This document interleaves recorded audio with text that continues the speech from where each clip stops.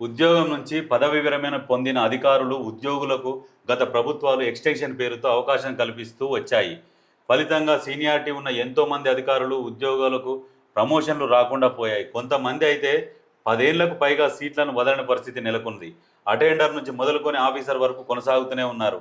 అయితే పురపాలక పట్టణాభివృద్ధి శాఖ 177 మందితో కూడిన జాబితాను తొలగించేందుకు సంబంధిత అధికారులు చర్యలు తీసుకోవాలని ఉత్తర్వులు జారీ చేసిన విషయం తెలిసిందే. అదే ఉత్తర్వుల్లో హెచ్ఓడీల జస్టిఫికేషన్ ఆధారంగా కొనసాగించవచ్చని చేర్చారు. దీన్ని ఆసరా చేసుకుని ఉన్న సీట్ల నుంచి కదలట్లేదు. దీనిపై రెగ్యులర్ అధికారులు మండిపడుతున్నారు. తొలగించాలని ఉత్తర్వులు ఇచ్చినట్టే ఇచ్చి జస్టిఫికేషన్ ఏంటి అంటూ ప్రశ్నిస్తున్నారు. హెచ్ఎండిఏలోనే అధికంగా ఉన్నారట. పురపాలక పట్టణాభివృద్ధి శాఖలో 177 మంది రిటైర్డ్ అధికారులు ఉన్నారు.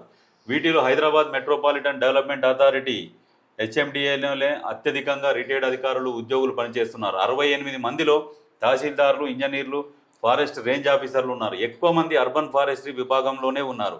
వీరి కారణంగా చాలామంది అధికారులకు ప్రమోషన్లు రావడం లేదు. దీంతో పాటు సర్వీస్తో పాటు బెనిఫిట్స్లోనూ నష్టపోవాల్సి వస్తుంది. జిహెచ్ఎంసీలో 46 మంది ఉన్నారు. హైదరాబాద్ మెట్రో రైల్ విభాగంలో ఎండి ఎన్విఎస్ రెడ్డితో పాటు 27 మంది ఉన్నారు. వాటర్ బోర్డులో 5, పురపాలక పట్టణాభివృద్ధి శాఖ హెచ్డి ఆఫీసులో 4, హెడ్ ఆఫీసులో పురపాలక శాఖ కమిషనర్ కార్యాలయంలో 1, మెప్మాలో 2, హెచ్ఆర్డిఎల్లో 2, టీయూఎఫ్ ఐడిసిలో 1, పబ్లిక్ హెల్త్ విభాగంలో 1, మెదక్ మున్సిపాలిటీలో 1, ఇల్లందు మున్సిపాలిటీలో 1, విటిఏడిఏలో 1, వైటీడీఏలో 6, వరంగల్ కాకతీయ డెవలప్మెంట్ అథారిటీలో కూడా 6, సిద్దిపేట డెవలప్మెంట్ అథారిటీలో 1, రేరాలో 7 ఉన్నారు. అంటే వీళ్ళు ఎందుకు రిటైర్ అయినాక కూడా ఎందుకు సీట్లు వదులుతలేరు? అంటే వీళ్ళున్న పోస్టులు ఏమేం పోస్టులు? ఇప్పుడు వాస్తవానికి హెచ్ఎండిఏలో out sourcing employees, retired employees అధికంగా ఉన్నారు పర్మనెంట్ ఎంప్లాయీస్ కంటే. అయితే వాస్తవానికి హెచ్ఎండిఏలో ఇప్పుడు లేఅవుట్లకు సంబంధించి పర్మిషన్లు కానీ చాలా పర్మిషన్లు ఈ హెచ్ఎండిఏ నుంచి తీసుకుంటారు. కాబట్టి ఏదన్నా తప్పుడు జరిగితే అవుట్ సోర్సింగ్ ఎంప్లాయీలు బాధ్యుల, రిటైర్డ్ ఎంప్లాయీస్ బాధ్యుల, రెగ్యులర్ ఎంప్లాయీస్ బాధ్యులు అవుతారు. రెగ్యులర్ ఎంప్లాయీస్ బాధ్యులు అవుతారు. ప్రభుత్వం బాధ్యత వహించాల్సి వస్తుంది. వాళ్ళు తప్పు చేసినట్టు ప్రభుత్వం తప్పు చేసినట్టే.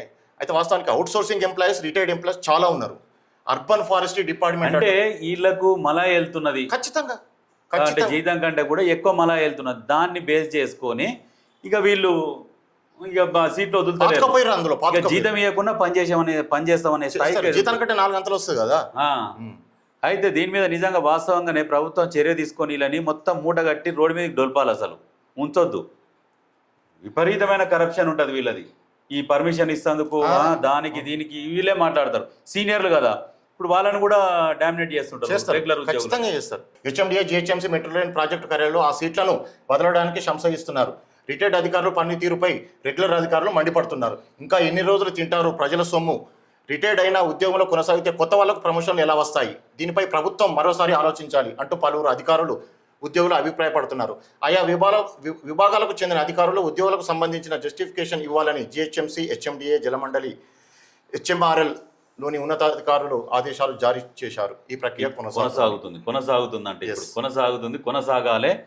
వీళ్ళని తరమాలి. ఎందుకంటే ఇప్పుడు ఉన్నోళ్ళని కాకుండా వీళ్ళు సీనియర్లు అని చెప్పేసి వాళ్ళ మీద పెత్తనం చెలాయించుకుంటా వీళ్ళు ఏదైనా చేస్తారు. లంచాలకు అలవాటు పడి ఏదైనా చేస్తే. ఒక విషయం నేను క్లారిఫికేషన్ ఇస్తాను. ఇందులో గత ప్రభుత్వంలో రిటైర్డ్ అయిన ఐఏఎస్ అధికారులను, రిటైర్డ్ అయిన ఐపీఎస్ అధికారులను, రిటైర్డ్ అయిన అంటే దాదాపుగా ఇప్పుడు గ్రూప్ 1 ఆఫీసర్లను, అటువంటి పోస్టులు మంచి మంచి కీలకమైన పోస్టులను కూడా ఉన్నవారితో నింపకుండా రిటైర్డ్ తీసుకుని అందులో పెట్టి ప్రభుత్వానికి అనుకూలంగా వ్యవహరించే అధికారంలో పెట్టుకున్నారు. ఇప్పటికి కూడా అదే నడుస్తూ ఉన్నది.